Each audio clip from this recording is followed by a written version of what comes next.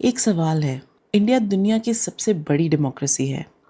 1.4 billion लोग यहाँ रहते हैं। 543 लोकसभा सीट्स हैं। उसमें से सिर्फ 75 सीट्स पर विमेन क्यों हैं? सिर्फ 13.6%। Why is that? ये कोई छोटी बात नहीं है। ये एक सिस्टमिक फेलियर है।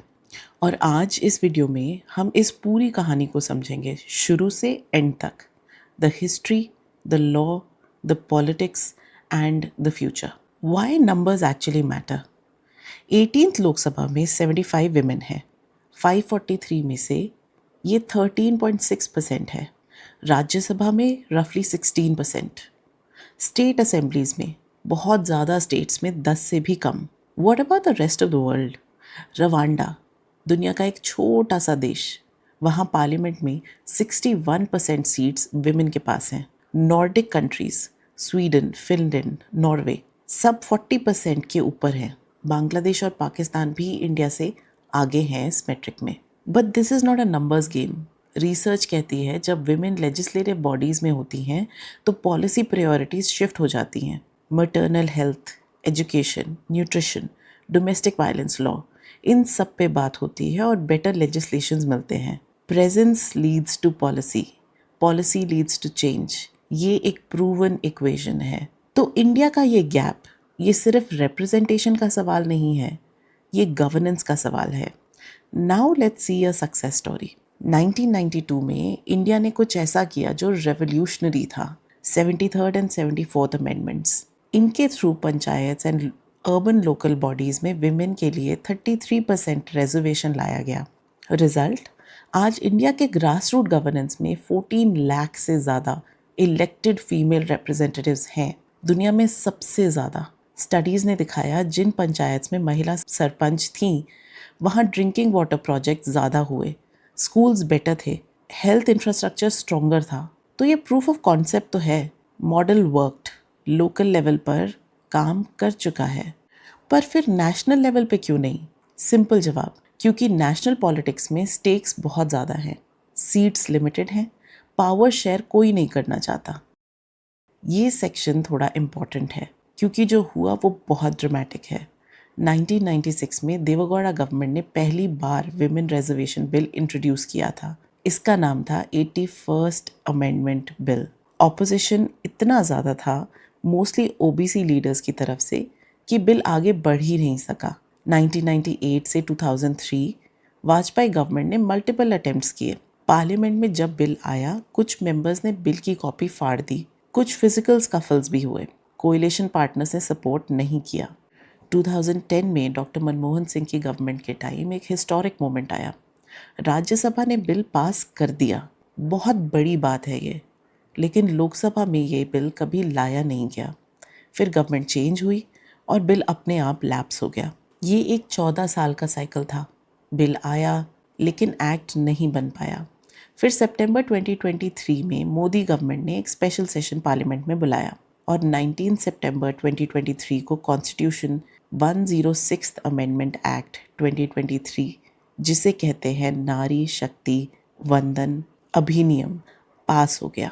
लोकसभा में 454 वोट्स इन फेवर, सिर्फ 2 अगेंस्ट।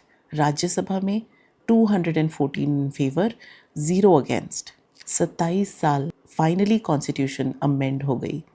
तो देखते हैं ये लॉ एक्चुअली कहता क्या है, क्योंकि बहुत लोग सिर्फ 33% सुन के रुक जाते हैं। But you have to see the details. पहली बात, कहाँ अप्लाई होगा? लोकसभा, सारी state legislative assemblies, Delhi assembly. इसमें नोट करिए कि राज्यसभा में ये एप्लीकेबल नहीं है, म्यूनिसिपल बॉडीज़ में नहीं, वो ऑलरेडी कवर होते हैं 1992 के अमेंडमेंट से। दूसरी बात, SC/ST सब कोटा, जो 33% रिजर्व सीट्स होंगी उनके अंदर SC एंड ST विमेन के लिए प्रोपोर्शनल सब कोटा भी होगा, मतलब रिजर्वेशन के अंदर सब रिजर्वेशन। तीसरी बात, rotation, reserved seats fix constituencies में नहीं रहेंगी। हर डिलिमिटेशन एक्सरसाइज के बाद सीट्स रोटेट होंगी, कोई भी कॉन्स्टिट्यूएंसी परमानेंटली लेबल नहीं होगी। चौथी बात, 15 साल का सनसेट क्लॉज। ये रिजर्वेशन इनिशियली 15 सालों के लिए है। पार्लियामेंट चाहे तो एक्सटेंड कर सकती है, लेकिन ऑटोमेटिकली नहीं चलेगा forever.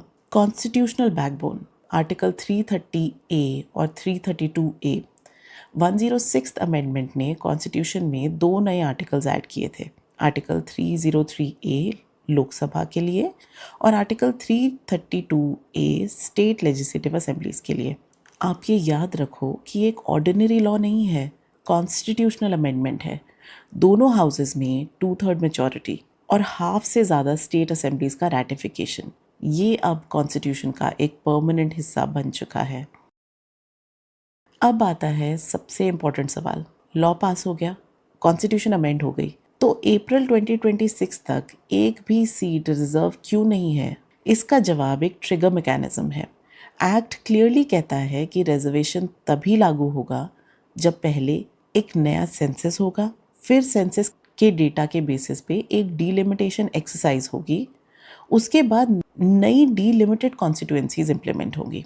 So what's the problem? India का लास्ट सेंसस 2021 में होना था, कोविड की वजह से डिले हो गया। अभी तक 2026 में भी सेंसस नहीं हुआ है। करंट एस्टिमेट्स हैं कि सेंसस 2027 में होगा।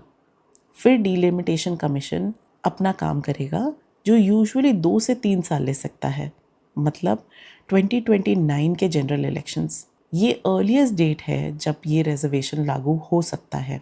अप्रैल 2026 में गवर्नमेंट ने डीलिमिटेशन बिल 2026 इंट्रोड्यूस किया है लोकसभा में।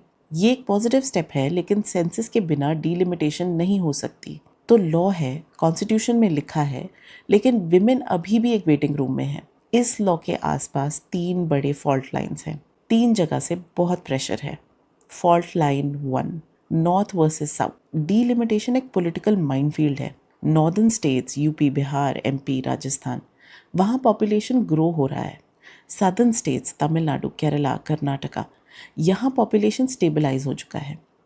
ये गवर्नमेंट का अटेम्प्ट था कि ऐसा हो। इसका मतलब है अगर अभी डीलिमिटेशन होती है तो नॉर्दर्न स्टेट्स को ज़्यादा सीट्स मिलेंगी, सदर्न स्टेट्स की रिलेटिवली कम पॉलिटिकल पावर हो जाएगी। सदर्न स्टेट्स इस बात को गलत मानती हैं कि जो एक प्लान्ड अटेम्प्ट था उसके लिए रिवॉर्ड होने की जगह they will be penalized. Fault line 2, OBC sub Kota. अभी जो लॉ है उसमें सिर्फ SC और ST विमेन के लिए सब कोटा है। OBC विमेन के लिए कोई मेंशन नहीं है। OBC इंडिया के रफली 40 to 50% पॉपुलेशन है। Opposition parties like SP, RJD और रीजनल पार्टीज डिमांड कर रही हैं कि OBC विमेन के लिए भी सब कोटा होना चाहिए। Fault line 3, the wife and daughter syndrome. कुछ स्कॉलर्स ये कहते हैं कि अगर सीट्स रिजर्व हो जाएंगी फीमेल्स के लिए तो many male politicians may bring their wives and daughters into the field. नाम में विमेन बट कंट्रोल में सिर्फ मेन। ये प्रॉब्लम लोकल बॉडीज़ में बहुत अच्छे से दिखती है। इसका ऑल्टरनेटिव रिजर्वेशन सिर्फ सीट पर नहीं, पार्टी लेवल पे भी होनी चाहिए। हर पार्टी को मैंडेट दिया जाना चाहिए कि उनके 33% टिकट्स विमेन को जाएं। दुनिया की दूसरी कंट्रीज़ में ये कैसे होता है? रवांडा में पोस्ट जेनोसाइड रिकंस्ट्रक्शन के टाइम कॉन्स्टिट्यूशन में 30% फ्लोर रखा, आज 61% है।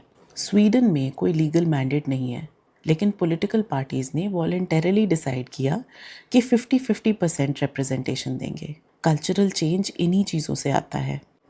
फ्रांस में ये लॉ है कि पार्टीज को equal women and main candidates file करने होते हैं, नहीं करेंगे तो फाइनेंशियल पेनल्टी होती है। अर्जेंटीना में quota system for party lists. तो मॉडल्स अलग अलग हैं, कोई भी एक मॉडल परफेक्ट नहीं है। इंडिया ने स्टेट लेवल रिजर्वेशन चूज किया है कॉन्स्टिट्यूशनल गारंटी के साथ। ये एक बोल्ड चॉइस है। So what do the critics feel about it? क्या सिर्फ सीट्स बदलने से पॉलिटिकल कल्चर बदलेगा? रिजर्वेशन एक ज़मीन देता है, लेकिन ज़मीन पे क्या उठेगा वो डिपेंड करता है कल्चर पर, पार्टी स्ट्रक्चर पर और अल्टीमेटली वोटर्स पर। तो आज हमने क्या सीखा? 1992 में ग्राउंड वर्क हुआ, पंचायत में 27 साल पार्लियामेंट्री कोशिश की गई, 2023 में लॉ बन गया, लेकिन लॉ इम्प्लीमेंट होने के लिए सेंसस और डीलिमिटेशन चाहिए। 2029 से पहले शायद ये पॉसिबल नहीं है। बीच की 3 main fault lines, north south politics, OBC sub quota demand and the possible wife daughter critic. Globally कोई एक मॉडल रेप्लिकेट करने की ज़रूरत नहीं है, एक सूटेबल मॉडल इनोवेट करने की ज़रूरत है। अब मैं आपसे ये सवाल पूछना चाहती हूँ, कानून तो बन गया, सीट्स तो रिजर्व हो जाएंगी 2029 में या 2034 में, लेकिन असली सवाल ये है, क्या सीट्स बदलने से सोच बदल जाएगी या सिर्फ चेहरा बदलेगा? ये वो सवाल है जो यूपीएससी भी आपसे पूछ सकता है, और ये वो सवाल है जो एक इन्फॉर्म्ड सिटीजन को पूछना चाहिए। And now you write this mains question. The constitution 106th Amendment Act 2023 is a landmark step in political empowerment of women, but its implementation faces structural and political challenges. Critically examine. इस topic को और गहराई से समझने के लिए इन 6 dimensions को और अच्छे से पढ़िए। If you found this video useful, share it with a fellow aspirant. आप बताइए कि ओबीसी सब कोटा होना चाहिए या नहीं, and commit to writing one mains answer every day. If you found this useful, stay tuned to our next class.